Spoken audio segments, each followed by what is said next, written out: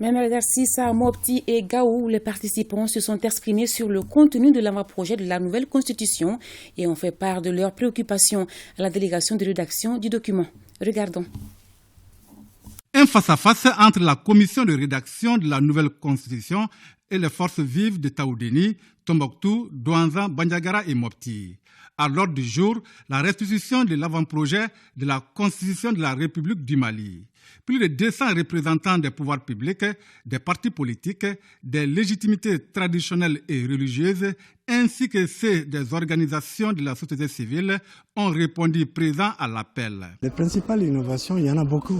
Le caractère unitaire de l'État malien, de la République du Mali, est consacré. Et sur les droits et les libertés, on a résolument décidé d'absoudre la question de l'esclavage, qui était jusque-là une question taboue. La présentation est édifiante, cependant plusieurs points divisent les participants. Nous avons eu aussi la chance de parcourir les 14 titres et nous pensons que vraiment ça prend en compte tout ce que nous avons dit et tout ce que nous voulons pour le Mali nouveau.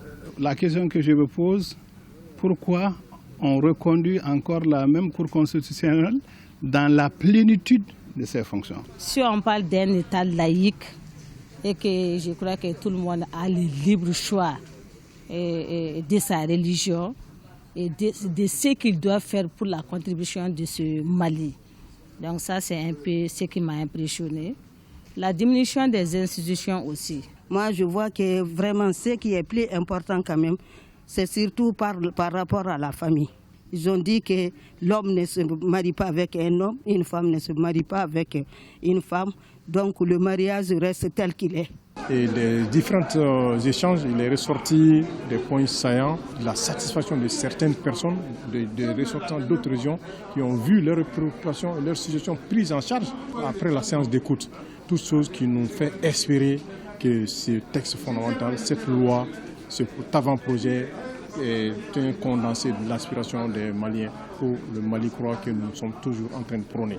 À rappeler que cet avant-projet de la Constitution de la République du Mali est composé de 195 articles et 14 titres. Cette phase régionale de restitution de l'avant-projet de Constitution a mobilisé des participants des régions de Gao, Menaka et Kidal en vue de partager avec eux le contenu du texte élaboré par la commission de rédaction de la nouvelle Constitution. Nous avons une opportunité de discuter de l'avant-projet de la nouvelle Constitution de notre pays qui va engager très certainement nos enfants et nos petits frères. Donc je vous demande de faire sortir tous les points saillants. Les innovations majeures de cet avant-projet visent à adapter le texte aux réalités de notre pays selon les membres de la commission de rédaction.